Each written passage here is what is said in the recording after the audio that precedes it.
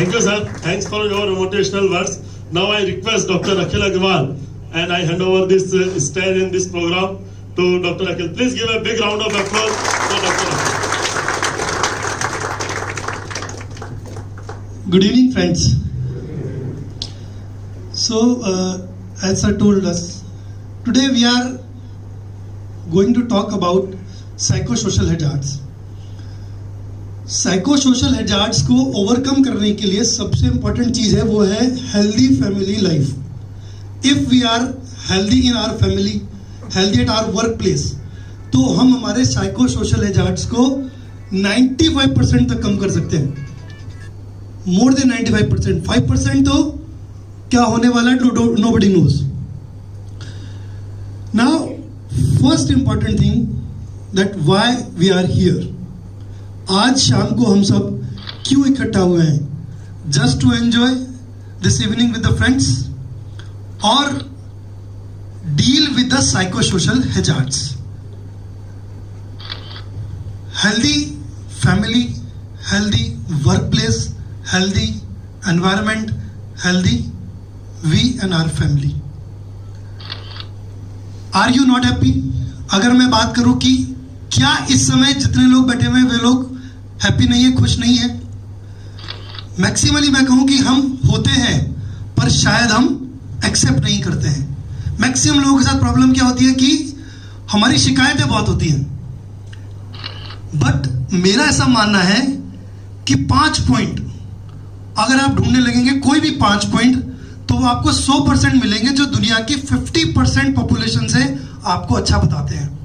मैं कहता हूं 50 नहीं, एटलीस्ट आप शायद दुनिया के जो टॉप 30% लोग हैं, आप सब उसमें से काउंट होते हो. And I think it is the biggest reason to become happy कि हम एटलीस्ट 70% लोगों से बेटर जिंदगी जी रहे. Always praise your self. Always, हमेशा हमें सबसे पहले खुद को इस चीज के लिए प्रेज करना चाहिए कि at least we are in the 30% population of the world. There is 100 reason for sadness, but I say 1000 reason for happiness. And this is our choice कि हम 100 में से एक रीजन ढूंढते हैं या 1000 में से एक. In modern scenario, every successful is not happy. जरूरी नहीं है कि जो आदमी सक्सेसफुल है वो हैप्पी हो, बट जो हैप्पी है वो सक्सेसफुल है. एंड इन आवर लाइफ, हमारी लाइफ में बेसिकली हमें क्या बनना होता है? हमें बनना होता है बेस्ट फिनिशर. 2 पिक हैं जो मैं समझता हूं बेस्ट फिनिशर्स की हैं. One is Usain bolt. जिंदगी में मैं कहूं या दुनिया में मैं कहूं कि क्या यूसेन बोल्ट सबसे तेज दौड़ने वाला इंसान है? शायद नहीं, शायद नहीं, but he is best finisher. उसे पता है कि मुझे 100 मीटर की रेस कैसे अर्लीस्ट पूरी करनी है, और जो थर्ड आ रहा है वो हो सकता है उससे फास्ट दौड़ता हो, बट वो बेस्ट फिनिशर नहीं है. तो हमें लाइफ में बेस्ट फिनिशर बनना है. Same with Tata. That's why they are on top, because हमें बेस्ट फिनिशर बनना है. वर्क सिनेरियो है, साइकोसोशल हैजार्ड्स हैं, लॉट ऑफ प्रॉब्लम. जो प्रॉब्लम इनके साथ है वो आपके साथ है और बाकी के साथ है, और शायद और लोगों के साथ और ज्यादा है. बट उस सिनेरियो को हम बीट करते हुए, सर आगे चेयर्स काफी हैं प्लीज, उनको हम बीट करते हुए कैसे अच्छी लाइफ जी सकते हैं, that is very important. And they know how to win the race. वो जानते हैं कि जिंदगी की रेस कैसे जीतनी है, और आज हम कोशिश करेंगे उसी चीज को सीखने की. Now question is race of what? This is race of life और this is race of success. ये हमें सबसे पहले डिसाइड करना है. And what is the criteria of happiness और सक्सेस? क्योंकि हर आदमी के लाइफ के क्राइटेरिया अलग अलग होते हैं. किसी के लिए नेम है, किसी के लिए मनी है, किसी के लिए पोजीशन है, किसी के लिए और कुछ. But this ultimately depends on us. ये केवल हमारे ऊपर डिपेंड करता है कि हम हमारी लाइफ की हैप्पीनेस का क्राइटेरिया क्या चूज करते हैं. वर्क प्रेशर सबके साथ है, अनसर्टेनिटी सबके साथ है, time punctuality, under use of skills, shift work, inflexibility, isolation. बहुत बार लोग कहते हैं साहब हम तो कहाँ अडानी में बैठे हुए हैं, but Dear friends, this is my first visit to Adali, and just when we entered, मैं और डॉक्टर संजय गुप्ता कह रहे थे कि यार ये वो चीज है जिसको हम हमारे बच्चे हमेशा मिस करते हैं. The place, आपका बच्चों का आपका club house, we really miss that. तो सिचुएशन सबके साथ अलग अलग है. हमें कभी लगता है कि हम बहुत आइसोलेशन में पड़े हुए हैं और हमें लगता है कि हम जन्नत में आ गए. Then poor relationship, promotion issues. मेरे पास बहुत सारे लोग आते हैं फ्रिक्वेंटली कि साहब प्रमोशन के लिए इंटरव्यू हुए थे और मेरा जूनियर या मेरा साथ वाला जो कहीं स्टैंड नहीं करता उसका प्रमोशन हो गया, मैं रह गया.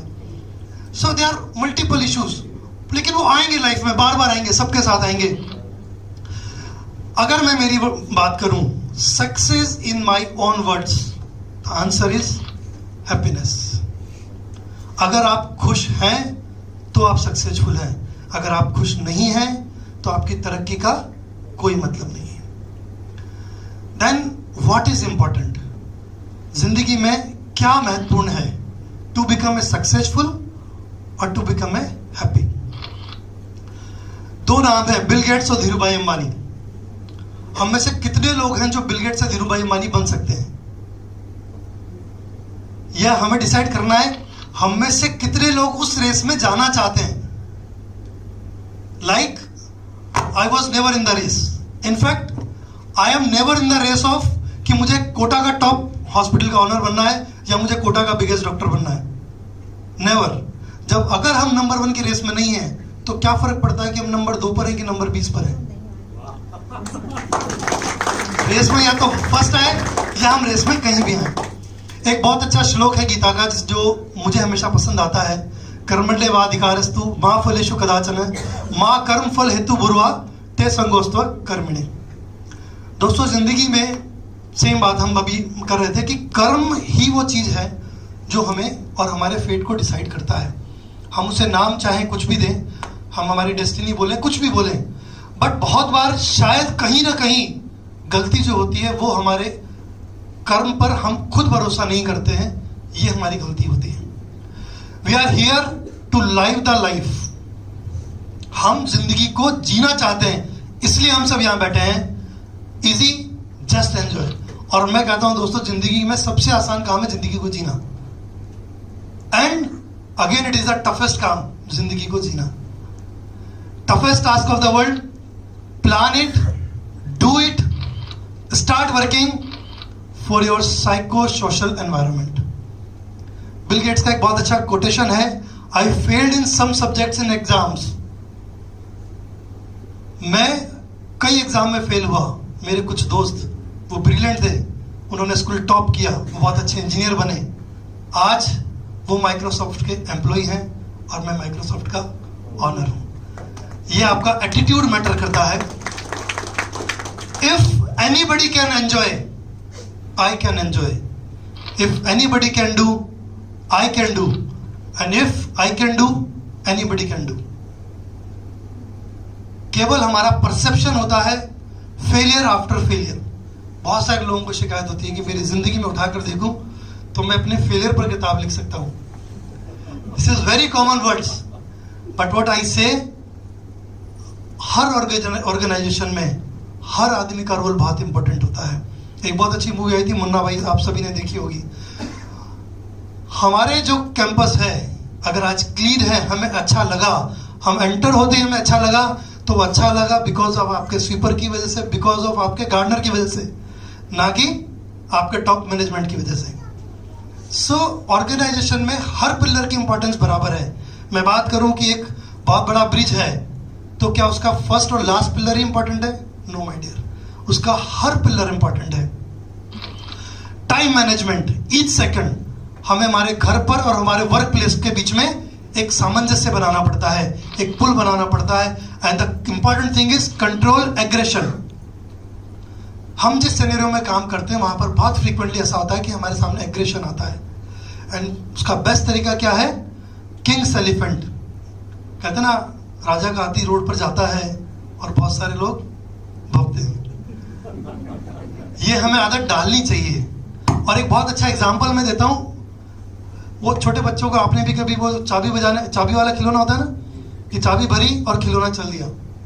अब उसके दो पहलू हैं. एक पहलू तो ये है कि हम चाबी वाला खिलौना बने, कोई भी आए हमारे कान मुड़े और हम चालू हो जाए। दूसरा तरीका ये है कि हम चाबी वाला खिलौना बने जिसकी मास्टर चाबी केवल हमारी पॉकेट में हो। हम चाहेंगे तो हम चलेंगे, हम नहीं चाहेंगे तो कभी नहीं चलेंगे। Choice is yours. ये आपको डिसाइड करना है कि क्या करना है। Make it life easy. जिंदगी को आसान बनाइए, टफ मत बनाइए। भगत सिंह का एक बहुत अच्छा कोटेशन है जो मुझे बहुत बहुत पसंद है कि इंसान तभी कुछ करता है जब वो अपने काम के औचित्य को लेकर सुनिश्चित होता है। यानी अगर आप अपनी लाइफ को लेकर कॉन्फिडेंट हैं कि मुझे तो अच्छी जिंदगी जीनी है, तो कोई आपकी जिंदगी को स्पॉइल नहीं कर सकता। Believe it and enjoy it. For happiness start dreaming. बहुत सारे लोग कहते हैं कि सपने नहीं देखने चाहिए, एंड आई ऑलवेज से कि सपने हमेशा देखने चाहिए। जिंदगी में जो सपना देखता है वो सक्सेसफुल होता है। और श्री एपीजे कलाम साहब क्या कहते हैं कि इंतजार करने वालों को सिर्फ उतना ही मिलता है जितना कोशिश करने वाले छोड़ देते हैं। अगर हम 200 साल पहले बात करते कि हम यहाँ बैठे बैठे अमेरिका में बात करेंगे तो लोग हम पे हंसते, बट आज हम उस जमाने में जी रहे हैं जब 5G आने वाला है। दिल की आवाज सुनो। बहुत बार लोगों को क्या होता है, हर्डल्स बहुत सारे होते हैं कि यार मैं यहाँ खड़ा होकर पानी पूरी खाऊंगा तो लोग क्या कहेंगे। अरे लोग कुछ भी नहीं कहेंगे।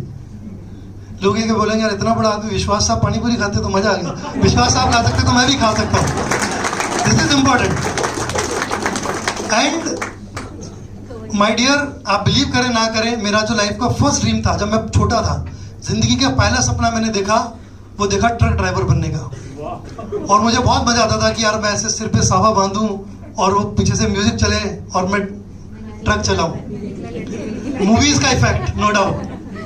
एंड रियली जिस दिन मैंने पहली बार ट्रक चलाया, I was happiest, I enjoyed. And when I was in college, medical college, तो मेरे कजन, मैं राजकोट में था, मेरी कजन थी वो जामनगर थी, तो आई यूज टू गो, मतलब महीने में 1 बार 2 बार। तो मैक्सिमम टाइम हाईवे पे था, तो मैं कोशिश करता था कोई ट्रक मिल जाए तो मजा आ जाए। एंड लिटरली आप बिलीव नहीं करेंगे कि मैंने 5 साल में इतना ट्रक में ड्राइव किया है, बहुत बढ़िया। अच्छा, एक और फायदा होता था कि ट्रक वाले पैसा नहीं लेते थे। खैर, now this is your time to fulfil your dreams. There is no age bar. कई बार लोग कहते हैं साहब ये हमारी उम्र नहीं है, but my dear, psychosocial hazards को दूर करने का सबसे बढ़िया तरीका है कि अपने दिल की आवाज सुनो। Enjoy every moment. और जो कुछ आप करना चाहते थे वो आज पूरा कीजिए, कल पे मत टालिए। Stop thinking about others. बिल्कुल मत सोचिए लोग क्या कहेंगे, क्योंकि लोग तो हमेशा सक्सेसफुल लोगों पे हंसते आए हैं। Toughest work is to become satisfied. Yes, जिंदगी का सबसे जो मैं कहता हूं टफेस्ट काम है वो है संतुष्ट होना। People are never satisfied, always शिकायत। बीवी टोचे मारती रहती है, यार देखो साहब, विश्वास साहब तो बड़ी गाड़ी ले आए, आप कब लेके आओगे। सर आपको जानता हूं इसलिए आपका नाम ले रहा हूं, अदरवाइज मत लीजिएगा। So break the rule. Madness versus creativity. जिंदगी में जो लोग कुछ क्रिएटिव करते हैं वो थोड़े से एड़े होते हैं, और होना चाहिए।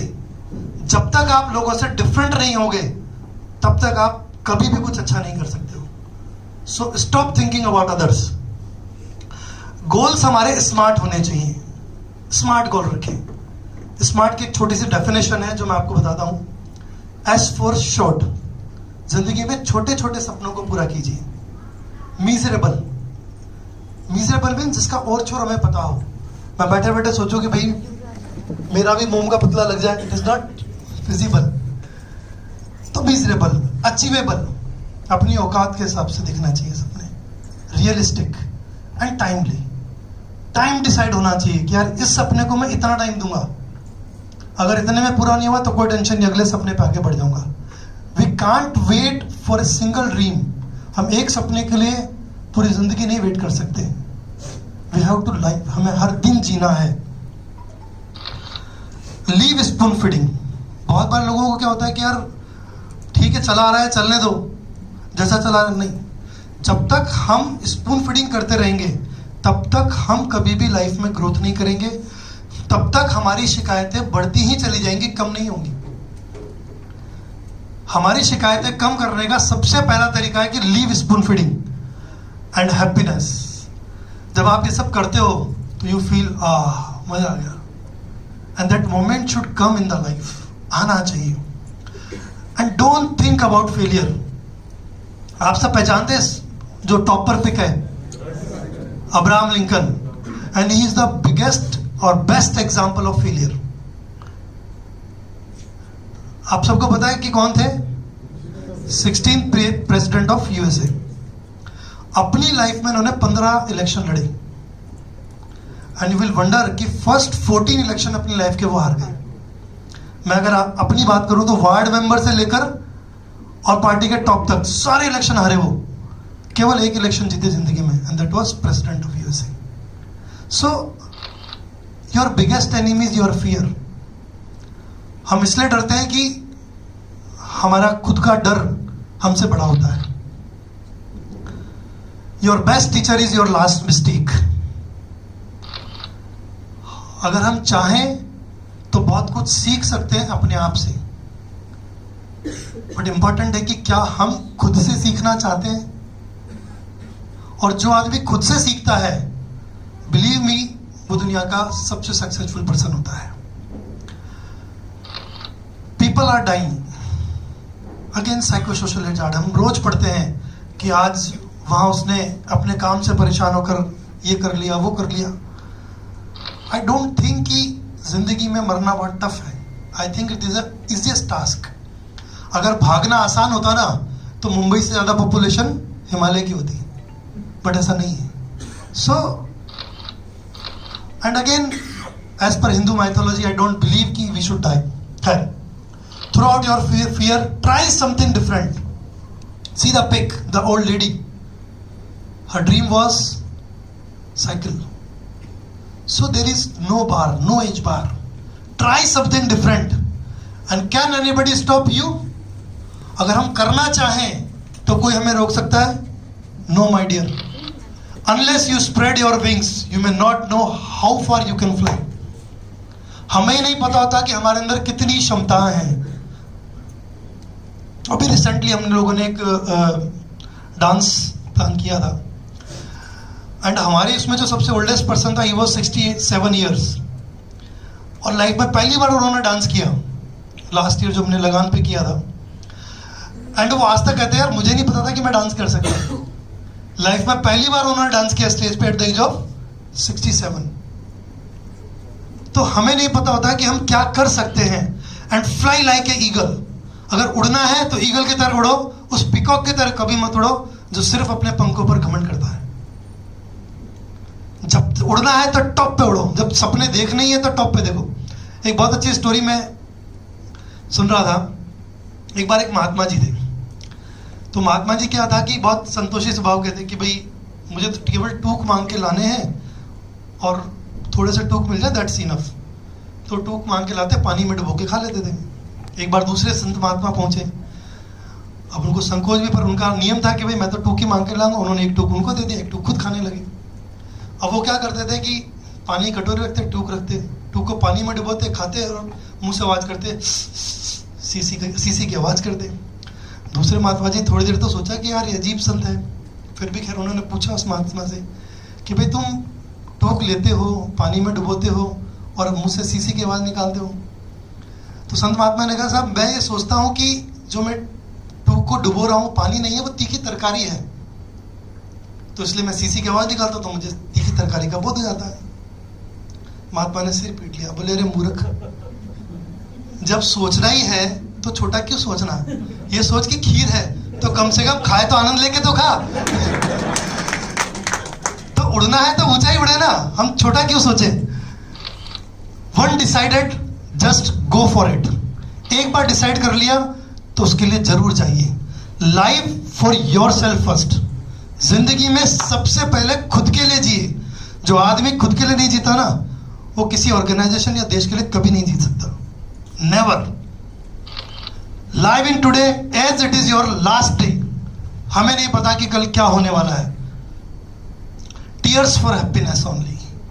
मेरा ऐसा मानना है कि अगर आंखों में आंसू आए तो केवल हमारी खुशी के लिए आए, सक्सेस के लिए आए। बहुत अच्छी पुरानी स्टोरी हनुमान जी की, सबको पता है कि जब समुद्र पार करना था तो सबने कहा भाई हनुमान जी अकेले हैं जो समुद्र पार कर सकते हैं, बट हनुमान जी को पता ही नहीं था मैं कर सकता हूं। बट वहां पर जामवन जी थे। आपके लिए जामवन जी कौन बनेगा ये आपको डिसाइड करना है। और मेरा ऐसा मानना है कि हमें खुद को ये रोल प्ले करना चाहिए, हमें खुद को ये देखना चाहिए कि हमारे अंदर क्या क्या चीजें हैं और कैसे हम लाइफ में उड़ सकते हैं। Ask yourself with a closed eyes. आज के सेशन के बाद मैं चाहता हूं कि हर आदमी अपने आप से 3 सवाल करे। पहला सवाल, क्लियर योर प्रायोरिटीज, एक्सपेक्टेशंस, कि मुझे मेरी जिंदगी में खुद से क्या चाहिए। व्हाट इज और what are my expectations to myself. क्या चाहिए, क्यों चाहिए और कैसे चाहिए। लाइफ में बहुत सारी फेजेस आती हैं, मैं भी बहुत लेट सीखा हूं। बहुत सारी प्रॉब्लम्स आएंगी, बहुत सारी फेसेस आएंगी जब हमें 2 चीजें चूज करनी होती हैं। तो आप सवाल कीजिए कि अगर मैं इस रास्ते पर जाऊंगा तो क्या होगा, मैं क्यों जाऊं और कैसे चलूंगा। That means your aim should be transparent like Arjun. ऐसा कहते हैं कि अर्जुन से बड़े धनुर्धर और भी थे, कर्ण था, एकलव्य था, but why Arjun? Because he was most goal oriented person.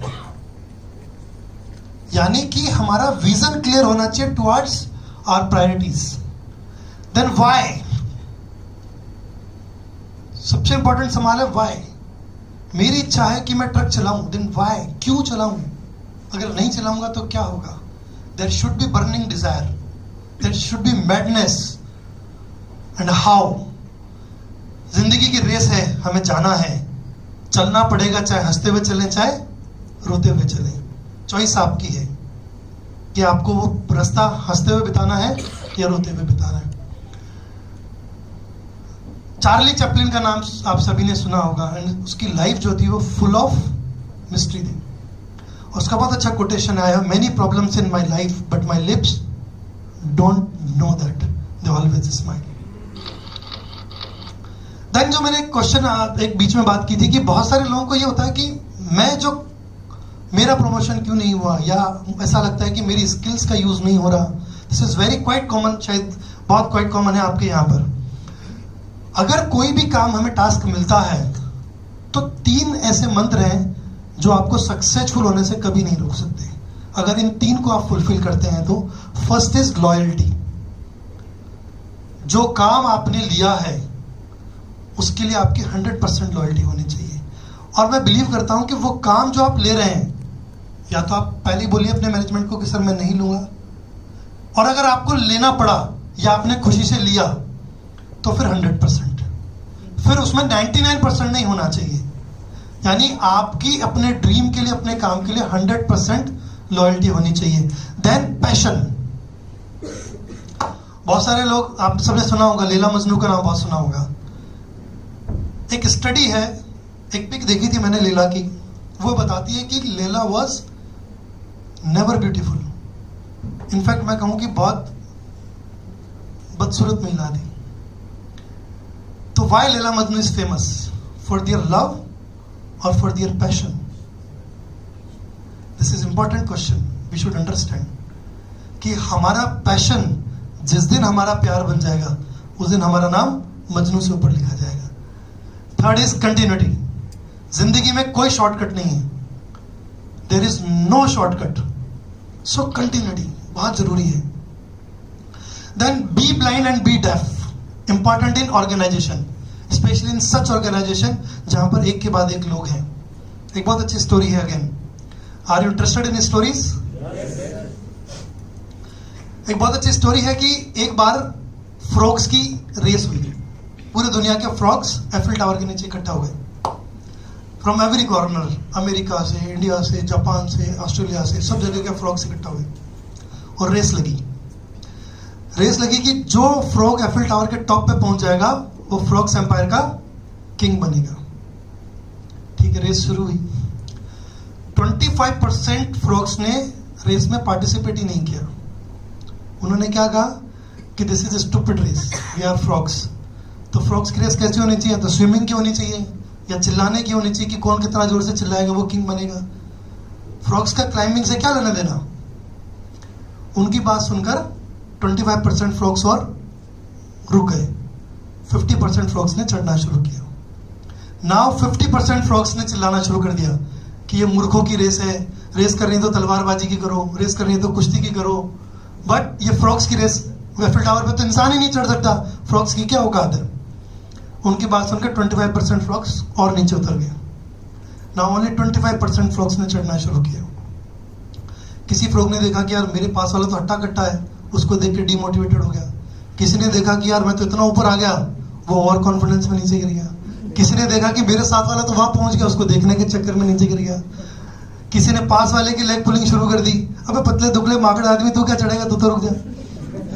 तो लोग सुनते रहे, गिरते रहे और धीरे धीरे करके सारे फ्रॉग्स गिर गए। एक छुटकू सा फ्रॉग बच गया और उसने चढ़ना जारी रखा। कई दिन महीने बीत गए, सारी दुनिया भूल गई कि कोई फ्रॉग बचा भी है।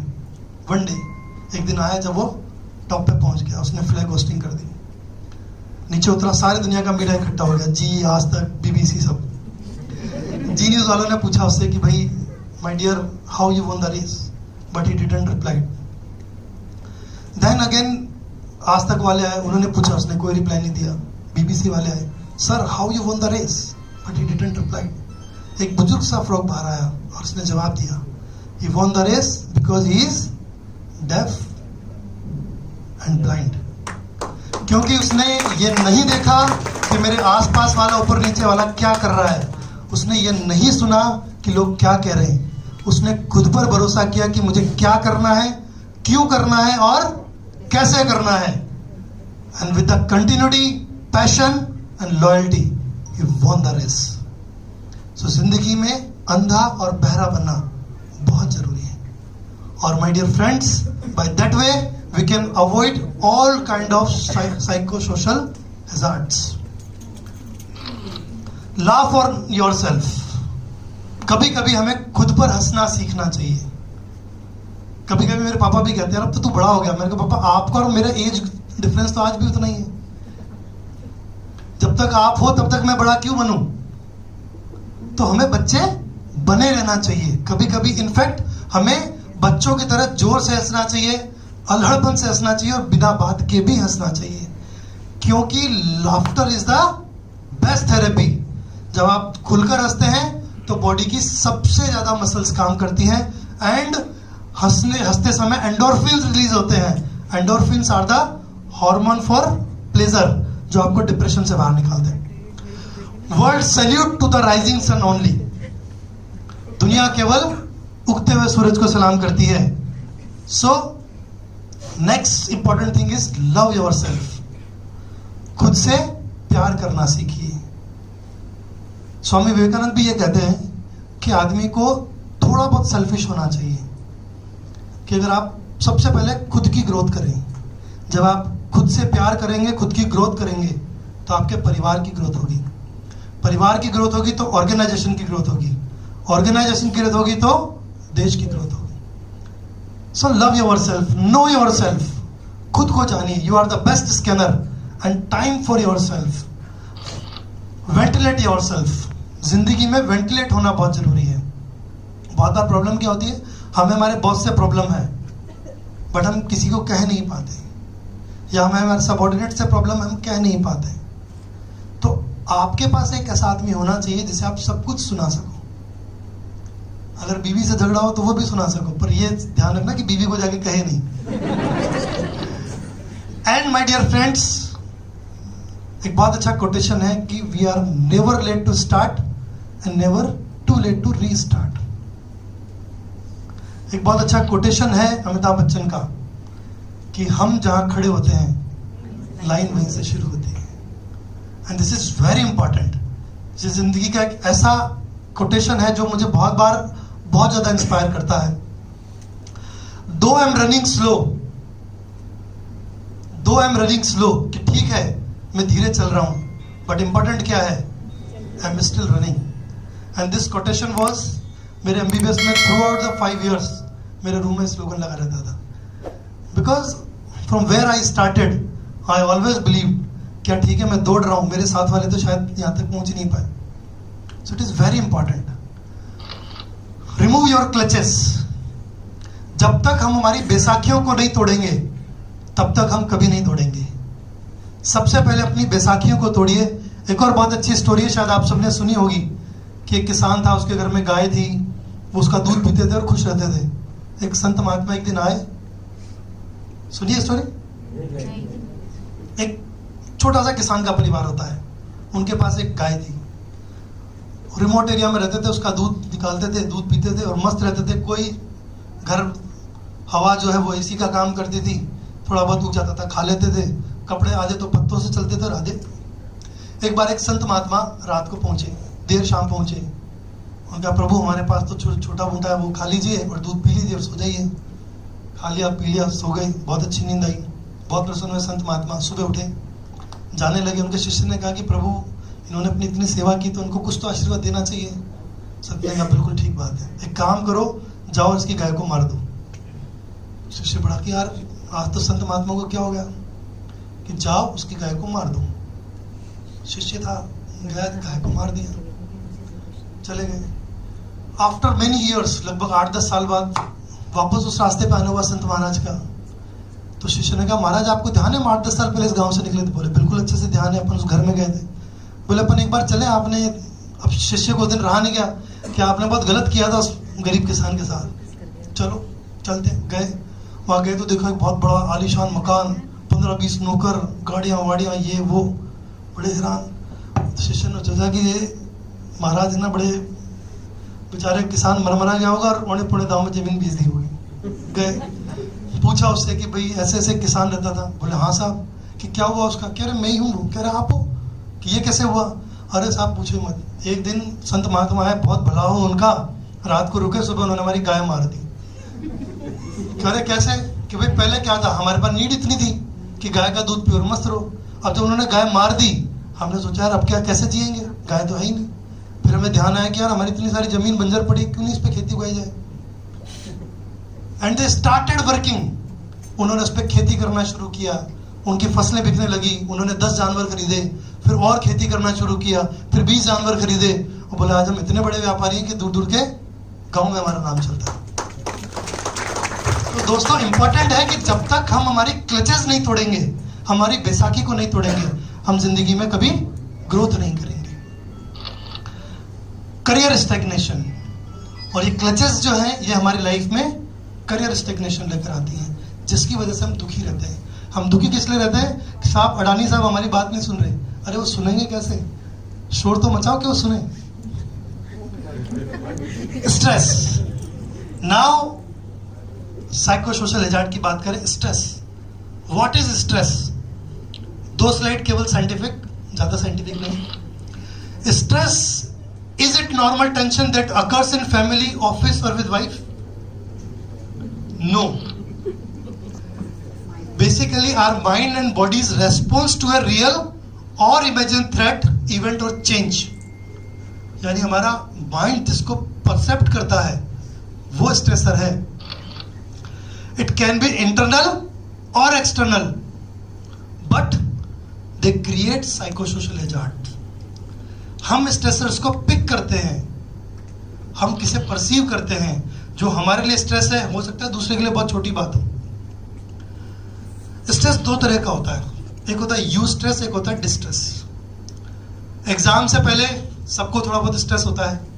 अगर स्ट्रेस ना हो तो कभी कोई बच्चा एग्जाम में पास ही नहीं होगा. तो स्ट्रेस उतना होना चाहिए जो हमारी परफॉर्मेंस को बढ़ाए, उसे हम कहते हैं यू स्ट्रेस. बट जब वो स्ट्रेस ओवरकम कर देता है, हमारी परफॉर्मेंस को खराब करता है, तो वो कहलाता है डिस्ट्रेस. स्ट्रेस बेसिकली कब हमें महसूस होता है? It experience when a person perceive that demand exceed their personal and social resources. मैंने कहा था ना, इस गोल की डेफिनेशन है स्मार्ट, मीजरेबल, अचीवेबल. यानी जितनी चादर हो उतने पांव पसारी. तो कभी आप स्ट्रेस को परसीव नहीं करेंगे या बहुत कम करेंगे. Workload and pressure is almost same for all. burnout, a state of physical, emotional and mental exhaustion, state of complete psychosocial failure. जब हम बहुत ज़्यादा परसीव करते हैं तो हम हमारे वर्क प्लेस पर भी फेल होने लगते हैं और हम कहते हैं स्ट्रेस हावी हो रहा है. Tips for psychosocial enhancement. Prayer. Pray always. आप जिसे भी मानते हो, किसी भी धर्म को, किसी भी गुरु को, ये बेसिकली आपको इनर स्ट्रेंथ देता है. Pray always, keep faith in God, keep busy in good things. Play. Take time to relax and enjoy life. शायद आपका क्लब हाउस इतना अच्छा क्लब हाउस दुनिया में 1% लोगों को भी नसीब नहीं है. अगर इसके बावजूद हम नहीं खेलते हैं तो ये हमारी प्रॉब्लम है और किसी की प्रॉब्लम नहीं है. Services. To lose yourself in righteous services.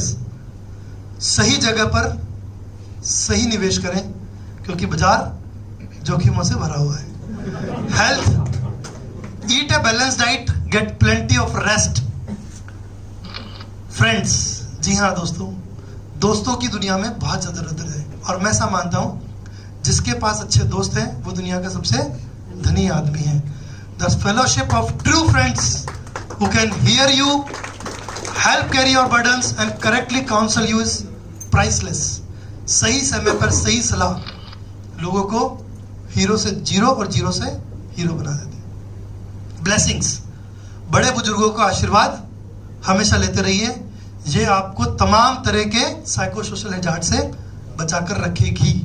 फिर भी अगर स्ट्रेस हुआ तो टेक इट इजी. इजी लीजिए. अब हो गया तो हो गया, उसको कुछ कर तो सकते नहीं. अब ये सोचे क्यों हो गया. Instead try getting away in short physical और मेंटल बर्स्ट. बैठिए और एक गहरी सांस लीजिए. नाक से सांस लीजिए और मुंह से छोड़िए. That is the best relaxation exercise. नाक से लीजिए, मुंह से छोड़िए. टेक ए वॉक और प्ले समथिंग. इतनी बढ़िया ग्रीनरी है, नेचर का आनंद लीजिए. अपने आप को गार्डन पे झोंकिए. डू नथिंग, सिंपली सिट और lie down, look around and enjoy moment of peace and quiet. Nature is the best remedy. Day to day life थोड़ा म्यूजिक सुनिए जो आपको पसंद हो, बुक पढ़िए, गार्डन में खेलिए और सबसे इंपॉर्टेंट फोन को बंद कर दीजिए. Preventing stress. क्या स्ट्रेस प्रिवेंटेबल है या रिवर्सिबल है? कितने लोग इसे मानते हैं या नहीं मानते? 100% it is preventable and reversible.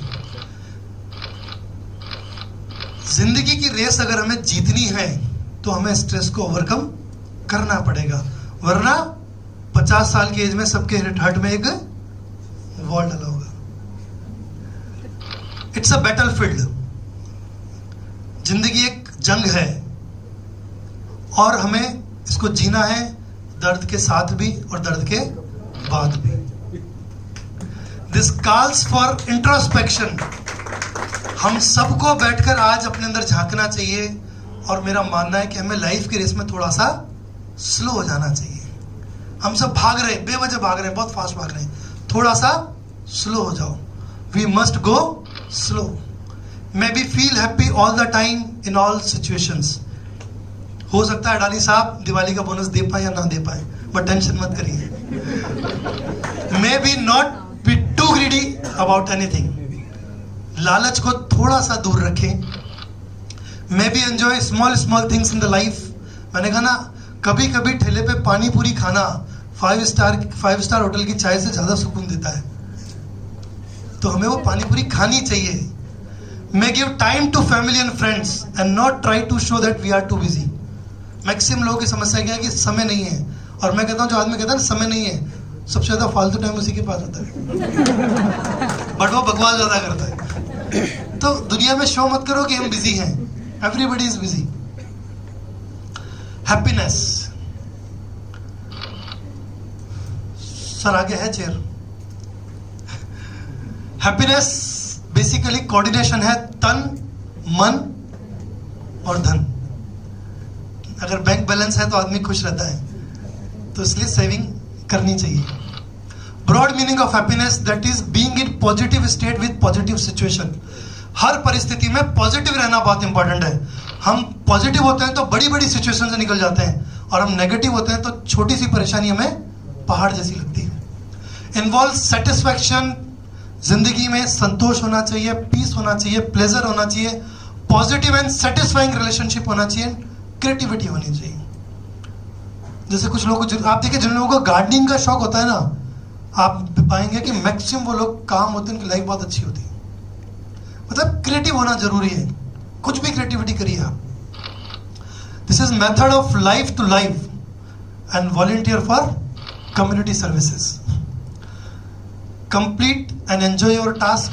जो मैंने पहले भी कहा कि काम मिला है तो उसको एंजॉय कीजिए, क्यों करना तो है, करना तो है ही, तो इट्स बेटर कि हम उसे एंजॉय करें। अब आपकी लगातार 7 दिन की जगह 15 दिन नाइट ड्यूटी लगा दी बॉस ने, तो लगा दी,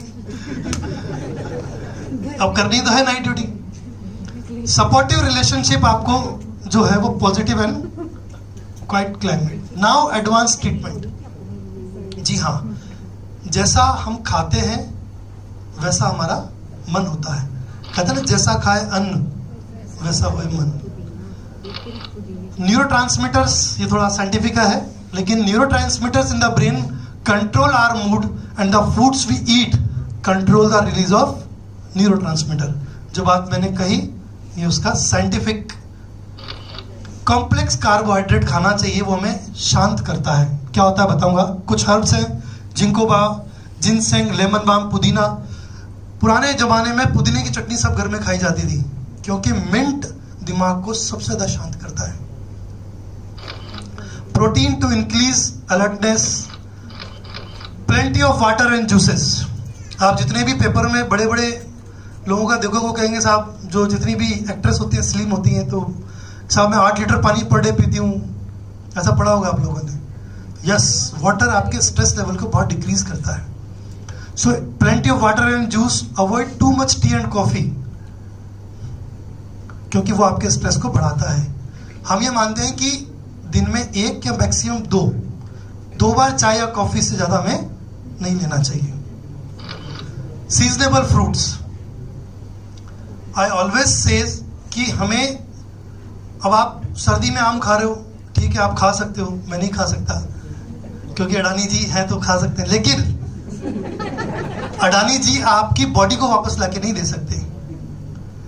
जो सीजनेबल फ्रूट होगा वो फायदेमंद होगा, नॉन सीजनेबल हमेशा नुकसानदेह होगा, क्योंकि वो प्रिजर्व्ड होगा।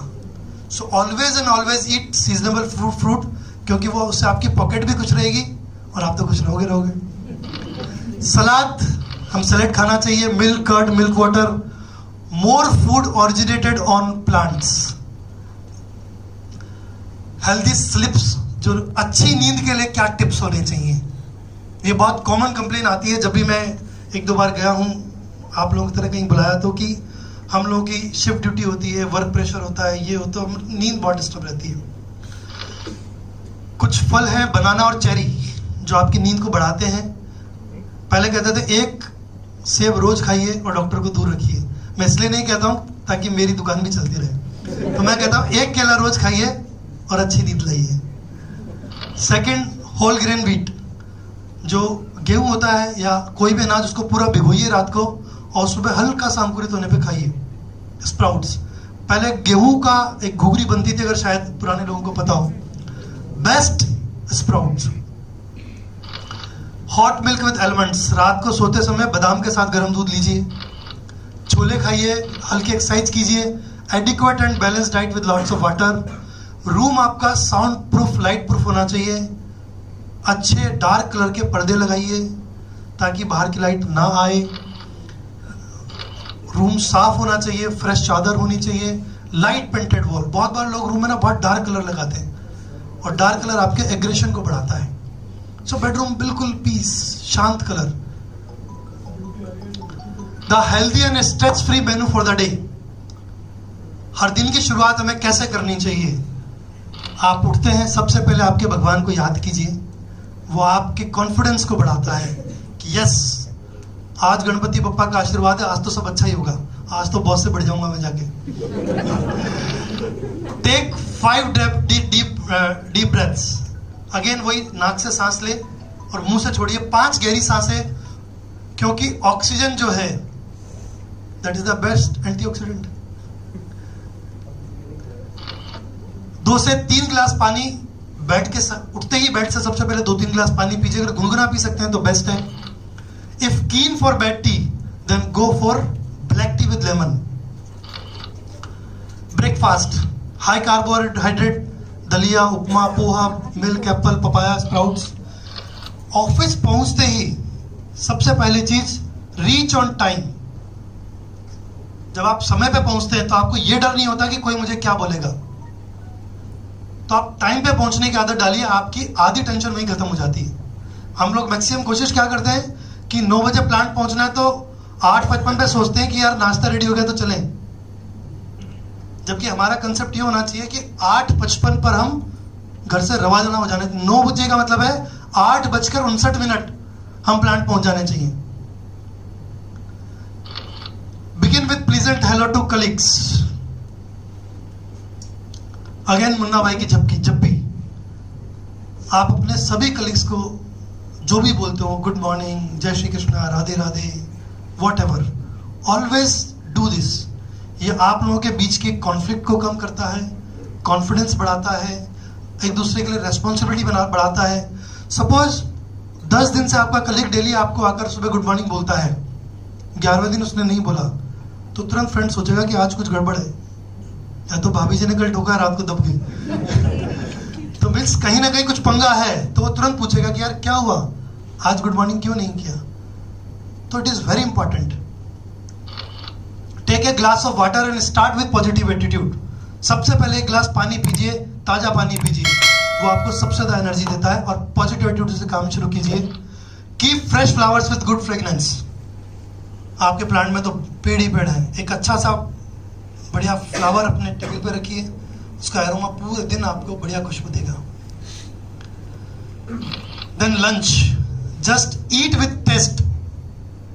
अच्छा खाना इंपॉर्टेंट है, ज्यादा खाना इंपॉर्टेंट नहीं है। डोंट ईट इन हरी, जल्दी में मत खाइए, कम से कम 15-20 मिनट लगाइए। हम कहते हैं ना कि सुबह का नाश्ता राजकुमार की तरह, दिन का खाना राजाओं की तरह, और शाम का खाना भिखारी की तरह। आफ्टरनून सिएस्टा, अगर आपको दिन में सोना है तो 45 मिनट से ज्यादा कभी मत सोइए, क्योंकि वो आपकी पूरी बॉडी के लिए बहुत ज्यादा नुकसानदेह है। इवनिंग ड्रिंक, अगर लेना चाहते हैं कुछ एनर्जी ड्रिंक लीजिए बिस्किट के साथ, चाय कॉफी को अवॉइड कीजिए। कंक्लूड योर वर्क, ये बहुत इंपॉर्टेंट स्टेप है कि आज जो आपने काम किया उसको आप कंक्लूड करिए। क्या वो सेटिस्फाइड किया आपने काम किया, तो ये खुश होने की बात है, खुद के लिए ताली बजाइए, अप्लॉज फॉर योरसेल्फ। अगर कहीं प्रॉब्लम है तो उसका सॉल्यूशन प्लान करिए, आज ही प्लान कीजिए, जिसको फोन करना है करिए। प्ले विद द फ्रेंड्स और फैमिली, कम से कम आधा घंटे आपके बच्चों के साथ, आपके दोस्तों के साथ खेलिए। Relax in chair, close eyes and introspect on days performance. अपने आज की पूरी दिनचर्या पे सोचिए कि मैंने क्या आज अच्छा किया और क्या कुछ मुझसे अच्छा नहीं हुआ। Take warm bath, relax and wear loose clothes. Dinner less spicy and non greasy, बिल्कुल हल्का खाइए। इन बेड सही टाइम पे जाइए, शायद आपका पार्टनर आपका वेट कर रहा हो। हम में से बहुत सारे लोग अच्छी बेडरूम हैबिट्स को कभी वैल्यू नहीं देते हैं, बट हो सकता है आपकी वाइफ, आपका हस्बैंड, उसके मन में कुछ हो जो वो आज शेयर करना चाहता हो आपसे, तो कोशिश कीजिए उससे सुनने की। होमवर्क और बुक और लाइट म्यूजिक, आपका कोई काम रह गया उसे आप करना चाहते हैं, कोई बुक है, कोई लाइट म्यूजिक है, सोने से पहले शवासन कीजिए या रिवर्स काउंटिंग कीजिए। जो मैंने बताया कि नाक से सांस लेना, मुंह से छोड़ता है, छोड़ते समय रिवर्स काउंटिंग कीजिए, लाइक 100, 99, बिल्कुल स्लोली। तो जो थॉट आपके दिमाग में चल रहा है वो थॉट कट ऑफ हो जाएगा और वो आपको नींद लाने में इजी रहेगा। Sleep for minimum 6 to 7 hours, early morning walk, exercise, yoga, swimming, gossiping could be bonus for your health. And lastly सबसे इंपॉर्टेंट है the healthy and stress free menu for the day. 6 दिन सारे रूल फॉलो करने और 7वें दिन सारे rule तोड़ देने चाहिए. Break all the rule. Take a careless attitude. कि जून की गर्मी है लेकिन नहाने का मन नहीं है तो कतई नहीं नहाना, कोई लोड नहीं. Good oily massage will relax you. Enjoy food and forget about calories. Have a fun, plan outing, movies, games, time for some ritualistic activity, plan something new for upcoming week, sleep early for a good next day morning. Even though ये हमने discuss किया कि हम कैसे stress से बच सकते हैं, फिर भी अगर स्ट्रेस हो तो take it easy. Yes, it is important. Regular exercise that increase endogenous opioid level, increase mood and easy frustration, art, music, dance therapies, yoga, meditation. And सबसे important line, basically forgetting our morals and values and attracting toward Western culture. जी हाँ, जितनी हम पाश्चात्य सभ्यता को अपनाएंगे, मैं आपको साइंटिफिक डाटा बता रहा हूं कि साइकियाट्रिक डिसऑर्डर का treatment and prognosis western countries में हमारी तुलना में बहुत ज्यादा कम है. अगर हमारे 100 में से 80 मरीज ठीक होते हैं तो वहां 100 में से मात्र 10 मरीज ठीक होते हैं, because of our Indian value. केवल हमारे इंडियन वैल्यूज हैं जो हमें बेटर बनाते हैं. So don't forget them. Techno friends, हमारे जो फोन है उन्होंने दुनिया तो ओपन कर दी है, बट रिश्तों के बीच में दीवार खड़ी कर दी है. Our phones and tablets are doorway to the world, but in relationship they function more like walls than doors. Associated with greater relationship conflict and lower relationship satisfaction. दुनिया में Facebook पर जो दोस्त हैं वो कभी काम नहीं देंगे, except 1 or 2 time. Create device free times. I tried. Maximum time आप लोग देखेंगे कि मेरा WhatsApp या मैं सुबह 11 बजे बाद फोन अटेंड करता हूं और मेरा जो डाटा है वो भी 10:30 बजे बाद ऑन होता है. रात को कोशिश होती है 9, 9:30 लास्ट है 10 कि मेरा डाटा बंद हो जाता है. और कभी अगर मेरी वाइफ डाटा बंद करना भूल गई तो सबसे पहला हमारा झगड़ा ये होता है कि भैया मोबाइल बेडरूम के बाहर या साइलेंट कर दो और डाटा बंद कर दो. सो डिवाइस फ्री जोन बनाना चाहिए हमें.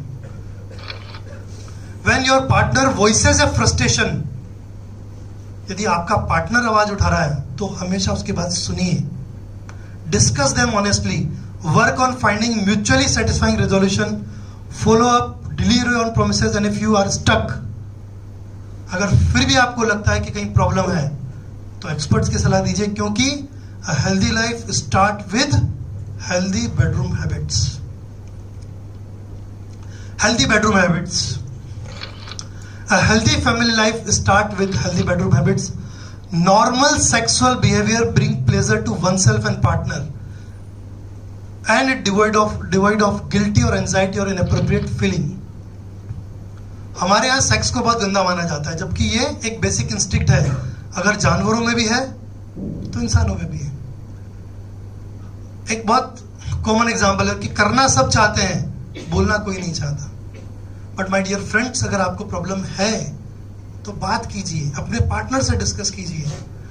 Having a sexual dysfunction is very common and is nothing to be embarrassed about. कतई इसके बारे में शर्मिंदा. दुनिया में करंट डाटा बता रहा हूं मैं, every second male is suffering from sexual dysfunction. हर दूसरे आदमी को सेक्सुअल डिसफंक्शन है और हर तीसरी महिला को सेक्सुअल डिसफंक्शन है. इनफैक्ट एक स्टडी कहती है कि दुनिया में हर तीसरी महिला को कभी पता ही नहीं चला कि ऑर्गेज्म होता क्या है. आप सोचिए, इतना कॉमन है डिसफंक्शन, बट हम बात नहीं करते. हम आरएमपीज के पास जाते हैं, हम रॉन्ग मेडिसिन ले रहे हैं, रॉन्ग ट्रीटमेंट ले रहे हैं.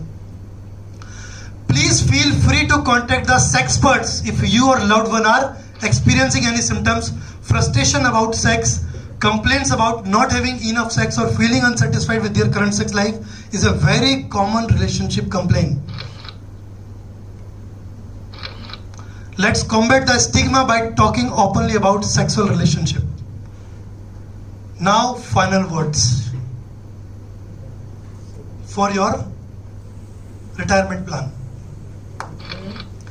फेलियर थे हो नहीं, सक्सेसफुल थे हो नहीं।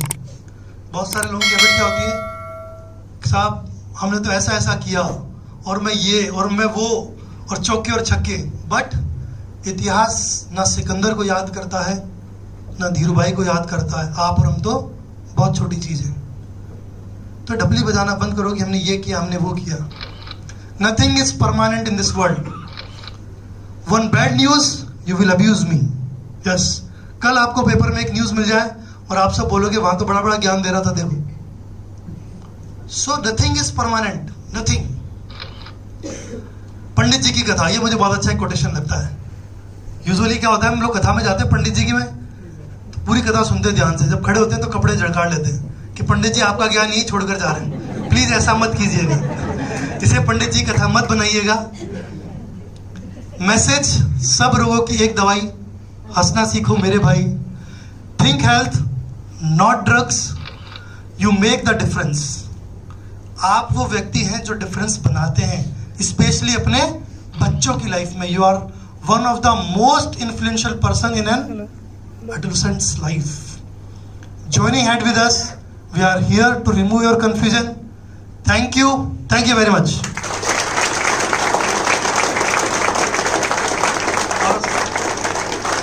Open house is welcome. If you have any doubts or ask any questions, please we have around 10 to 15 minutes. आपको जाना पड़ेगा 10-15 मिनट। अगर किसी को कुछ पूछना हो, कुछ जानना हो तो I am here. I hope कि गौरव सर की उम्मीदों पर मैं खरा उतराऊंगा शायद, जो मैं प्रेजेंट कर पाया। Thank you very much. देखिए, मैंने पहले भी कहा था, फील फ्री, आराम से क्वेश्चन पूछिए। ये मत सोचिए कोई क्या सोचेगा, कोई कुछ नहीं सोचेगा, और सोचता है तो उसको बाहर में जाने दीजिए। अब लोग क्या सोचेंगे ये भी हम सोचेंगे, तो फिर लोग क्या सोचेंगे? वेरी गुड, बहुत बढ़िया सर, बहुत बढ़िया। तो काम लोगों का है, उनको सोचने दीजिए, हम लोग भी सोचें।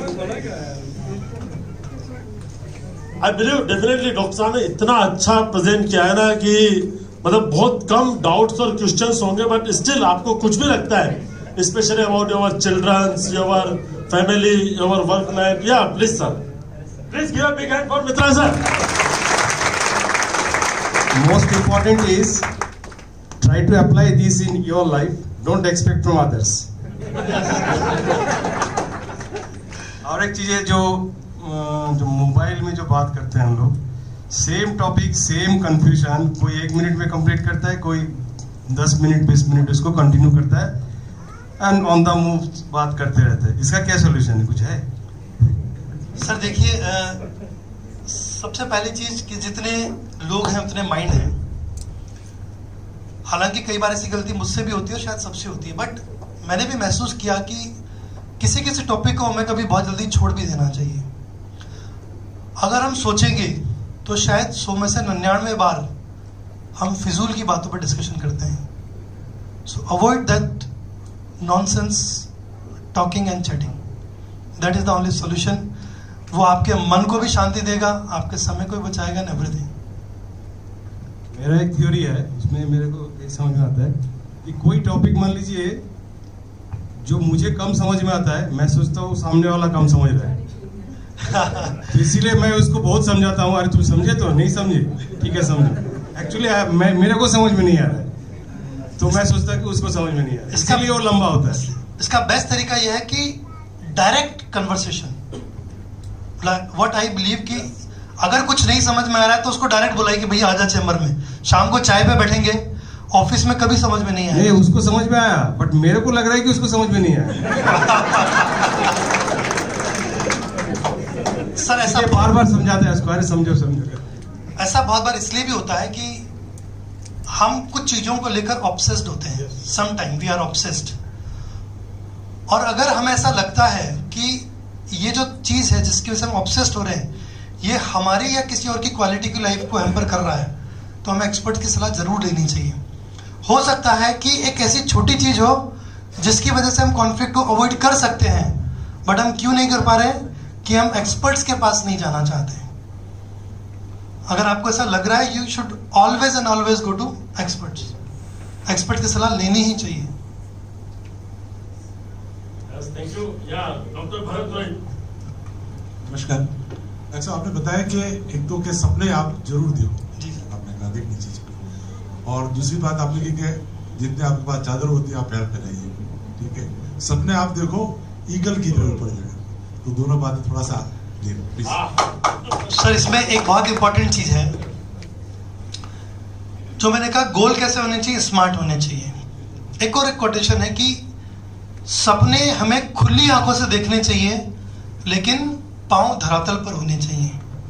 हम आंखें ईगल की तरफ रखें लेकिन पांव धरातल पर रखें, तो ही हमारे गोल सक्सेसफुल होंगे, अदरवाइज कभी नहीं होंगे। केवल मुंगेरी लाल के हसीन सपने देखोगे तो कभी पूरे नहीं होंगे। अगर कलाम साहब की तरह सपने देखोगे तो 100% पूरे होंगे, एडिसन की तरह देखोगे तो 100% पूरे होंगे। डॉक्टर साहब, इतनी बार समस्याएं जो पैदा होती है अहम की वजह से होती है, लोगों का ईगो बहुत ज्यादा होता है, उसको कैसे ओवरकम किया जाए? सर एक आप चाहते हुए भी समस्या को सुलझा नहीं पाते हैं, तो सामने वाला का ईगो इतना हाई होता है, वो सबसे पहली चीज मैं ये मानता हूं कि हमें खुद पर अप्लाई करनी चाहिए। सबसे इंपॉर्टेंट चीज होती है कि हम खुद नहीं, प्लीज प्लीज प्लीज प्लीज, हमेशा मैं एक चीज कहता हूं कि हमारे चारों तरफ, जो मैंने कहा कि एक अच्छे फ्रेंड्स होने चाहिए, यानी कुछ लोग ऐसे होने चाहिए जिनके साथ हमारी ईगो बाउंड्रीज जीरो हो। सपोज आप और आपकी वाइफ है, मेरे हिसाब से सबके घर में कभी न कभी वाइफ से झगड़े हो जाते होंगे, मेरे तो हो जाते हैं। इंपॉर्टेंट ये है कि हम उस झगड़े को कितने दिन कैरी करते हैं। मी एंड माई वाइफ, शुरू में 1 साल हमारा भी टफ निकला। एक दिन मैंने वाइफ ने बैठकर यही बात की कि भाई हमें साथ रहना है या साथ नहीं रहना है, इट इज इंपॉर्टेंट। अगर साथ रहना है तो ये झगड़ा एक दिन, यानी आज झगड़ा हुआ तो कल सुबह झगड़ा नहीं रहना चाहिए। आज मर्जी पड़े जितना झगड़ लो, जो करना चाहो कर लो, बट कल मॉर्निंग ये झगड़ा नहीं होना चाहिए। चाहे गलती आपकी हो चाहे आपकी वाइफ की, अगर आप आगे होकर सॉरी बोलते हैं तो झगड़ा वहीं खत्म हो जाता है। और हमें लाइफ में कुछ लोग, मैं ये नहीं कह रहा हूँ पूरी दुनिया से ईगो रखो ना, किसने मना किया, मैं भी रखता हूँ, बट 5-6 लोग आपकी लाइफ में ऐसे होने चाहिए जिनसे आपकी ईगो जीरो हो। ये एक तरीका है कि आप खुश रह सकते हैं। हाँ, आप दुनिया भर के लिए ईगो जीरो कर लेते हैं तो आप चरण वंदनीय हैं कि आपका हम, क्योंकि इट इज वेरी हार्ड, मैं भी नहीं कर पाता कि पूरी दुनिया से ईगो जीरो कर पाऊं, बट हाँ हम कुछ लोगों से कर सकते हैं। अब यह है कि सामने वाले की ईगो बहुत ज्यादा हो तो देखिए, हम एक लिमिट तक वर्क कर सकते हैं और हमें उसके लिए वर्क करना चाहिए। ऐसा भी हो सकता है कि कोई आपका बॉस है, उसका ईगो किसी और से है पर आपसे नहीं है, बट आप ऑलरेडी बायस्ड हो क्योंकि वो आपका बेस्ट फ्रेंड है। अरे वो तो साला सुनता ही नहीं किसी की। आपका काम है कर्म करना, आप पहले कर्म तो करिए, और वो जो कर्म करते हैं उसमें ये सोचकर मत करिए कि मैं अगर जाऊंगा तो क्या होगा। Let's try. 2 बार 3 बार आपने ट्राई किया फिर भी नहीं मानता है तो माय डियर फ्रेंड्स, जितना नुकसान आपको होगा उससे 10 गुना नुकसान उसको होगा, इस बात को मान के रखिए, and that is the only solution. उसके बाद छोड़ दीजिए और जिंदगी को एंजॉय कीजिए, क्योंकि उस काम से आपका वैसे भी कुछ नहीं बिगड़ने वाला। That is my philosophy. शायद आंसर ठीक है? Hello sir. सर हैप्पीनेस जैसे रिक्वायरमेंट है तो हैप्पीनेस मैं सोच रहा हूँ एक डिजर्टर भी है, लाइक इट है डिजर्टर, हैप्पीनेस डिजर्टर। तो लाइक गेम खेलना अच्छा लगता है सर, हम 2 दिन खेले, 3rd दिन सोना अच्छा लगता है। देखिए सर, उसका एक रीजन है। ऑफिस से आते हैं तो बच्चे के साथ खेलना अच्छा लगता है, कभी आने के बाद यूट्यूब देखना अच्छा लगता है क्यों, तो ऐसे कुछ चीजें हैं जो हमको अच्छा लगता है बट हम कंटिन्यूशन नहीं कर पाते, तो वो साइकोलॉजी क्या है? सर देखिए, पहली चीज तो ये कि हमें क्या अच्छा लगेगा, it depends on mood and situation. Suppose आपको बैडमिंटन खेलना अच्छा लगता है तो ऐसा थोड़ी कि आप लद्दाख जाओगे तो भी आप बैडमिंटन खेलोगे, it is not possible. So mood depends on time and situation. जब जो टाइम है उसको आप एंजॉय कीजिए। सेकंड, आपकी चॉइस में फ्लेक्सिबिलिटी रखिए और उसे बार बार चेंज करिए। सपोज आपको स्विमिंग अच्छी लगती है तो तो आप 20 साल तक स्विमिंग नहीं कर सकते अनटिल एंड अनलेस वो आपका करियर ऑप्शन ना हो. It is very hard. तो आप अपने ऑप्शंस को बदलते रहिए. कुछ दिन ये किया, कुछ दिन ये करा. ये कर सकते हैं कि आप 60% स्विमिंग कर सकते हैं, बाकी 40% अदर काम कर सकते हैं. बट आप 100% स्विमिंग करेंगे, it is very very rare. ये तो माइकल फेल्प्स भी नहीं कर पाता होगा. थर्ड थिंग, आपने कहा कि कभी यूट्यूब, तो अगेन मैंने कहा कि आप मोबाइल फ्री जोन बनाइए. क्या यूट्यूब देखना है तो इस टाइम देखना है, इस टाइम नहीं देखना है. क्योंकि हमारे बच्चे हमसे सीखते हैं. आज हम बच्चों के सामने यूट्यूब देखेंगे, कल वो कर लेंगे चुपचाप बैठ जाओ, आपने देखा था ना, अब मेरा टाइम है. तो हमें ये चीज तो चेंज करनी ही पड़ेगी. And there is no definition of happiness. Happiness की कोई डेफिनेशन नहीं है. आपको खुशी यूट्यूब देखकर मिल सकती है, मुझे खुशी गार्डनिंग करके मिल सकती है, किसी को अपने बच्चे को कंधे पे बिठाने से मिल सकती है, तो किसी को किसी और चीज से मिल सकती है. चॉइसेस आर्स, बट हमें चॉइसेस बदलते रहना चाहिए. This is the only solution. तो हम बोर नहीं होंगे. Hello sir, you said about there are two types of stresses. One is youth stress and distress. So sir, can you say more about the youth stress? How can you use this youth stress for improving the our performance? Yes, very good question sir. ये आप सभी के लिए बहुत relevant question है. Stress मैंने बताया दो तरीके का होता है, एक यूथ स्ट्रेस, एक डिस्ट्रेस. यानी हम स्ट्रेस को वहां तक परसीव करें जहां तक वो हमारी परफॉर्मेंस बढ़ाता है. आप लोग पेपर पढ़ते हैं, आज उस छात्रा ने सुसाइड कर ली, आज उसने सुसाइड कर लिया. वाई? देखिए, कोई भी काम हम आउट ऑफ रीच जाकर नहीं कर सकते. Again, goal should be smart. हम कोई काम उठा रहे हैं, जैसे मुझे पता है कि भाई मैं बहुत अच्छा फुटबॉलर नहीं बन सकता, तो मैंने कभी ट्राई नहीं किया फुटबॉलर बनने का. मुझे पहले तो ये पता होना चाहिए कि मैं क्या काम कर सकता हूं और क्या नहीं कर सकता हूं. ठीक है. अब जो मैं काम कर सकता हूं उसमें कितना स्ट्रेस मुझे लेना चाहिए. क्योंकि सपोज आप पढ़ सकते हो, आपको पढ़ना अच्छा लगता है, या आपको काम करना है. सपोज आपको कोई एक टास्क दे दिया, आप उस टास्क को कितने दिन कंटिन्यूअसली कर सकते हो? क्या आप लगातार 72 घंटे जाग सकते हो? नहीं. तो आप परसीव करो कि भाई मुझे 5 दिन देने हैं, तो 5 दिन सबसे पहले उसकी प्लानिंग कीजिए. हम लोग प्रॉब्लम कहाँ होती है कि हम लोग प्लानिंग में टाइम वेस्ट नहीं करते. एक बहुत अच्छा कोटेशन है कि अगर, आई फॉरगेट द नेम, किसका था, उनका ये था कि अगर मुझे 7 दिन पेड़ काटने के लिए दिए जाएं तो मैं पहले 3 दिन कुल्हाड़ी की धार तेज करने में लगाऊंगा. अब्राहम लिंकन का था. Good, thank you sir, thanks for updating. तो आप एक दिन पहले प्लानिंग में लगाइए कि क्या क्या टूल्स मुझे हेल्पफुल होंगे, मुझे कितना टाइम देना है, मुझे क्या क्या रिसोर्सेज चाहिए, सक्सेस के क्या रेशो हैं, मुझे किस किस की हेल्प लेनी पड़ेगी, क्या क्या चीज़ कम पड़ेगी, कितने % फेलियर के चांसेस हैं. कि आप हर चीज़ अब मिजरेबल करेंगे, हर चीज़ को करेंगे, तो आपको वो यूज स्ट्रेस की तरफ वर्क करेगा. आपको पहले से पता है कि भैया मुझे तो इस काम में, सपोज मुझे आपकी मशीनरी की लैंग्वेज नहीं आती है, सॉरी, बट सपोज किसी काम में आपने बोला मुझे इतने कैपेसिटर चाहिए. अब आपकी कंपनी में मान लिया आपको 1000 चाहिए, अवेलेबल ओनली 800 है, तो आप 800 के हिसाब से प्लानिंग करिए. प्रॉब्लम कब आएगी कि आपकी प्लानिंग तो है ही नहीं, काम आपने 50% पे ले गए और पता चला कि कैपेसिटर तो 200 ही है. That will be distress. यानी हम स्ट्रेसर को परसीव कैसे करते हैं, ये इंपॉर्टेंट है. ये कहलाता है यूज स्ट्रेस. हमारा वे ऑफ जो हम परसीव करते हैं. सपोज एग्जाम है, एग्जाम में जैसे मैंने एग्जाम किया, अगर एग्जाम नहीं होगा तो बच्चा पढ़ेगा ही नहीं. हर माँ उसे क्या कहती है, बेटा अभी तो तेरे क्वार्टरली है, फिर हाफ ईयरली पढ़ ले. ठीक है. तो हमें पता है कि एग्जाम है, पढ़ना है, बट क्या एग्जाम पहली बार है या आखिरी बार है? This is again important.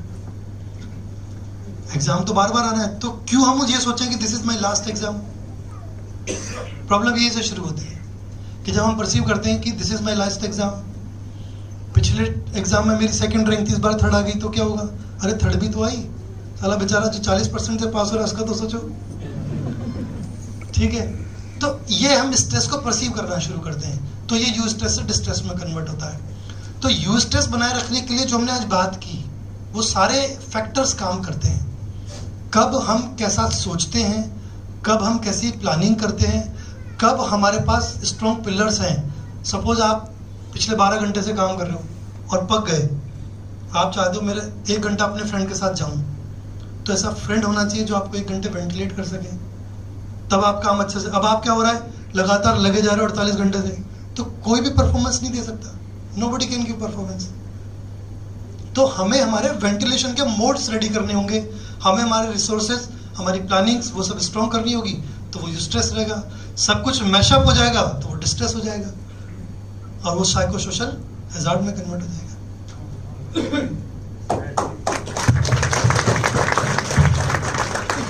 I hope time is almost, बहुत ही क्वेश्चंस तो बहुत सारे आ रहे हैं, क्योंकि अभी वो पर्सनल काउंसलिंग का भी टाइम है ना। तो we just give take 3 more questions for small answers, है ना बच्चा। हम टाइम फिक्स करें। या it's already 8:41, it last is 8:45। बस अब उसमें जितने क्वेश्चन हो सकते हैं वो ठीक है। सर, ये जो प्रेशर और स्ट्रेस की हम बात करते हैं, तो लिविंग और नॉन लिविंग, एक तो लिविंग के ऊपर आप जैसे बात कर रहे हैं, मटेरियल की रिस्पेक्ट में हम बात करते हैं टेक्निकल, तो बोथ आर सेम रिस्पॉन्स करेंगे या अलग करेंगे? क्योंकि अगर मटेरियल की बात करते हैं तो both have same unit, but pressure is a external agent and stress is a internal agent जो कि इंटरनल कैरेक्टरिस्टिक्स एग्जिबिट करती है। So whether it is same in living और नॉन लिविंग। सर, पहली चीज स्ट्रेस जो मैंने बताया कि it is way of perception. Pressure सामने वाले ने कितना डाला उससे ज्यादा इंपॉर्टेंट है आपने उस प्रेशर को परसीव कैसे किया। ये मटेरियल के लिए भी है, ये लिविंग के लिए भी। नॉन पहले परसीव करोगे तभी तो रिएक्ट करोगे। आपको पता है कि आपका बॉस चिल्ला रहा हो तो हमेशा से चिल्लाता है।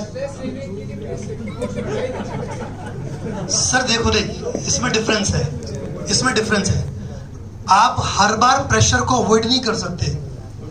सपोज आपको ऊपर से ऑर्डर आ गया कि भाई ये प्रोजेक्ट और ये करना है, अब आपके सीनियर के पास प्रोजेक्ट ही आ जाए तो वो भी आपको आज ही देगा। अब आप उससे झूम जाओ कि साहब 5 दिन पहले क्यों नहीं पता? अरे भाई मेरे को ही नहीं पता, मैं तुझे कहां से बताऊंगा? तो ठीक है, तो आ गया, प्रेशर तो आता रहेगा लाइफ में। हम उसको परसीव कैसे कर रहे हैं? मैंने कहा ना, काम तो करना है, हंस के करना है, रो के करना है। अब आप पहले सर फोड़ लो, रोने लग जाओ, तो फिर तो डिस्ट्रेस होना ही होना है। आपने कहा ठीक है साहब, आपको आज पता चला ना, तो आप भी आ जाओ मेरे साथ, बोरियां बांट लाओ, दोनों साथ बैठेंगे। It is important. ओके, आपने एक चीज बताई थी कि कि जनरली काफी लोग होते हैं ऐसे जिनमें कोई ना कोई साइकोलॉजिकल डिसऑर्डर या कुछ ना कुछ टाइप का होता है। 70% के आसपास बोले कि लोग इससे सफर करते हैं। मोस्ट ऑफ द टाइम लोगों को खुद पता नहीं होता है कि they are suffering from kind of a psychological disorder. So how can a person evaluate himself कि बहुत बढ़िया, he needs help? Yeah good question. सबसे पहली चीज, इट इज नॉट 70%। मैंने बोला कि दुनिया में हर आदमी को कभी ना कभी लाइफ में साइकियाट्रिस्ट की जरूरत पड़ती है। This is damn sure, this is as per study, मेरे वर्ड्स नहीं है। How to identify? जब भी हमें लाइफ में लगे कि कुछ अच्छा नहीं चल रहा है, always discuss with your close ones. आपको लग रहा है कि यार 4 दिन से पता नहीं क्यों चिड़चिड़ा महसूस कर रहा हूं, 4 दिन से बैडमिंटन खेलने में मजा ही नहीं आ रहा है। यानी अगर लाइफ में कुछ भी आपको लग रहा है कि समथिंग इज नॉट गुड, हम प्रॉब्लम क्या है, हम कब जागते हैं? जब वो बैड या वर्स में कन्वर्ट हो चुका होता है। अरे वर्स का इंतजार क्यों करना? मैंने कहा when something is not good you should consult, बस दैट इज द आंसर। ये मूड स्विंग जो होता है वो भी ए पार्ट ऑफ साइको? बिल्कुल सर, प्रॉब्लम रिलेटेड उस स्ट्रेस के वजह से होता है कि क्या बेसिक रीजन? बहुत लोगों को में स्पेशली जो टॉप पोजीशन में रहता है कहता है बास का मूड बोल के। नहीं, आपकी बात ठीक है, क्योंकि उनके पास प्रेशर बहुत ज्यादा होता है। जो आदमी टॉप पर है उसको परेशान करने वाले भी तो बहुत सारे लोग होते हैं। एक्चुअली मूड स्विंग्स के they are 1000 reasons. It is by genes, it is by environment, it is by learning, it is by your personality, it is by your attitude, it's by your food, it's by your colleagues, it's by your friends, your family, and number of reason. But जो हम disorder level पे पहुंचते हैं उसमें बहुत बार genetic role play करती है। यदि किसी फैमिली में किसी को बाइपोलर डिसऑर्डर है तो उनके बच्चों को डिप्रेशन या मेनिया या बाइपोलर होने के चांसेस ज़्यादा होते हैं. And mood swings, occasional mood swings सभी को होते हैं. हमने यही तो बात किया कि कैसे मूड स्विंग्स को रोका जाए, इसी पे हमारा लेक्चर था. तो वी कैन ट्राई, फिर जो होगा देखा जाएगा. सर मेरा एक क्वेश्चन है कि जस्ट मेरे लिए ही है कि मेरा जो पीच है बोलने का वो काफ़ी तेज है. मतलब जब बोलता हूँ तो लोगों को ऐसा लगता, मैं नॉर्मली बोलता हूँ, लोगों को ऐसा लगता है कि मैं गुस्से में बोल रहा हूँ या एग्रेशन में बोल रहा हूँ. तो समटाइम्स नॉर्मली मीटिंग में भी कभी इसी बात को लेकर के मुझे एक्सप्लेन करना पड़ता है कि सर मैं नॉर्मली बोल रहा हूँ, लेकिन वो डिस्कशन फिर कब एग्रेसिवनेस में आ जाती है वो पता नहीं चल पाता है कि मैं नॉर्मल हूँ या एग्रेसिव हूँ. बहुत अच्छा क्वेश्चन है and specially thanks for daring कि आपने बोला कि मेरी प्रॉब्लम है, जबकि प्रॉब्लम यहाँ पर 20% लोगों की होगी शायद ही. सबसे जो बड़ा रीजन है कि ऐसा क्यों होता है, बिकॉज ऑफ रॉन्ग लर्निंग. बचपन में हम जब कहना चाहते थे तब शायद हमारे पेरेंट्स ने नहीं सुना, हमारे टीचर्स ने नहीं सुना, तो हमारी हैबिट पड़ गई जोर से बोलने की. This is pure learning. और लर्निंग कब कंडीशनिंग में बदल गई वो हमें पता ही नहीं चला. तो अगेन इसको ठीक करने का तरीका क्या है, पहले डी लर्निंग कराओ फिर न्यू लर्निंग कराओ. यहां पर आता है साइकोथेरेपी का रोल जो गौरव सर ने बताया. We do psychotherapies. N number of cases में हम कोई मेडिसिन नहीं देते, जैसे आपका केसेस में मेडिसिन की जरूरत ही नहीं है. हमें सबसे पहले ग्रास रूट पे वर्क करना पड़ेगा कि हमारी वो हैबिट स्टार्ट कहां से हुई. अब ब्लैक बोर्ड पूरा भरा हुआ है, मैं कुछ भी लिखूंगा आपको दिखेगा ही नहीं. पहले ब्लैक बोर्ड को क्लीन कीजिए, दोबारा लिखिए. That is the only solution जो संभव है. बाकी कोई क्या कहता है उसको भूल जाइए. सो पहले उसको डी लर्निंग कराइए फिर न्यू लर्निंग कराइए. That is the only option. बचपन में टीचर ने नहीं सुना, पेरेंट्स ने सुना, घर वाले नहीं सुन. Yes, I think it should be last question. This okay, अच्छा गुड. सर आपने हैप्पीनेस और सेटिस्फैक्शन की बात की थी स्टार्टिंग में कि हमको सेटिस्फाई रहना आना चाहिए और हैप्पीनेस को ढूंढना चाहिए. लेकिन सर इससे कई बार नुकसान भी होता है, जैसे कि आपने खुद ने बाद में स्टोरी में बताया था कि जो उनके पास जब तक काउ थी तब तक वो सेटिस्फाई थे. तो सर देखिए दो चीजें हैं. सबसे पहली चीज है हैप्पीनेस, सेकंड है सेटिस्फैक्शन. मैंने कहा हैप्पीनेस मीन्स व्हाट. सबका अपना अपना क्राइटेरिया हैप्पीनेस का. पहले आप हैप्पीनेस लाइए लाइफ में कि हम खुश हैं, हम जो काम कर रहे हैं जितना कर रहे हैं खुश है कि नहीं है. हम खुश हैं तो काम करने की वैल्यू अदरवाइज नहीं है. Second satisfy. ठीक है, जिंदगी में जरूरी नहीं है कि हर आदमी के पास मर्सिडीज हो. हम आज इस लायक तो है कि अल्टो तो खरीद पाए. It is important. थर्ड चीज आई एफर्ट्स. मैंने ये नहीं कहा कि हमें एफर्ट्स नहीं करने हैं. अगर हम एफर्ट्स नहीं करेंगे तो भिखारी भिखारी रह जाएगा. But efforts at what limit. मैंने कहा कि हमें लाइफ में थोड़ा स्लो होना है, हमें बहुत ज्यादा लालची नहीं होना है. मैंने ये नहीं कहा कि हमें एफर्ट्स नहीं करने. आप एफर्ट्स करिए, 100% करिए, बट विद द प्लानिंग करिए. गोल को स्मार्ट बनाइए ताकि आपकी हैप्पीनेस और सेटिस्फैक्शन बर्बाद ना हो. हम प्रॉब्लम क्या आती है, हम एफर्ट्स पे ध्यान नहीं देते, हम ध्यान देते हैं रिजल्ट पे. हम कर्म पे ध्यान नहीं देते, हम फल पे ध्यान देते हैं. हम क्या कहते हैं, अच्छा जी साहब ने तो बढ़िया कोटा में बंगला बुक कर लिया, अपन तो अभी तक यहीं सड़ रहे. अरे भैया प्रॉब्लम ये सोचो कि उन्होंने वहां बुक कैसे किया. This is important. किया नहीं किया वो इंपॉर्टेंट नहीं है, कैसे किया इंपॉर्टेंट है.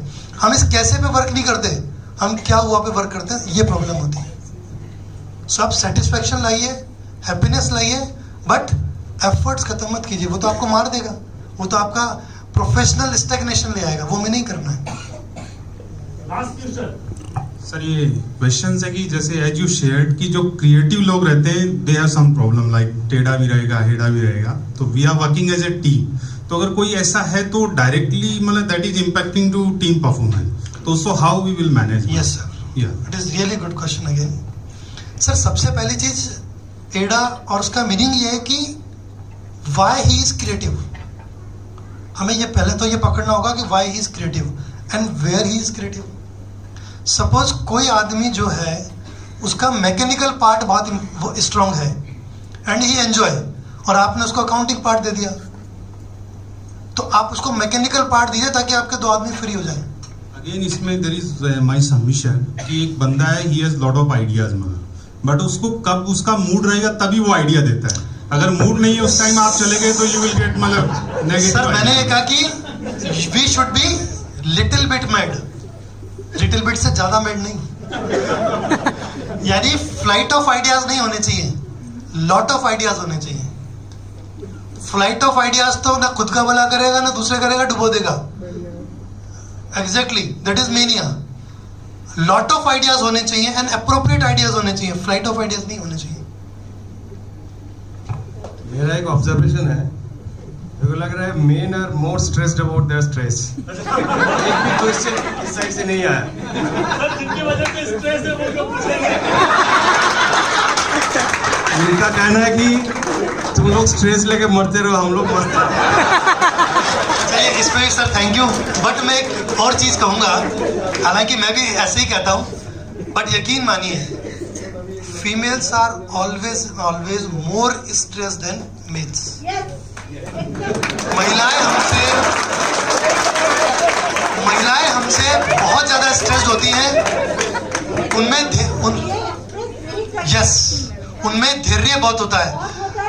एक बहुत अच्छा एग्जाम्पल आया था कि जब भगवान ने सोचा कि नया जीव पैदा हो तो कैसे पैदा हो, तो उसके सामने दो ऑप्शन थे, एक मेल और फीमेल। तो उन्होंने कहा नहीं, बच्चा पैदा होगा तो वो माँ को दिया जाए, क्योंकि फीमेल ही वो पर्सन है जो बर्दाश्त कर सकती है, जो एक्सप्रेस नहीं करती है, जो किसी से शिकायत नहीं करती और जो सबसे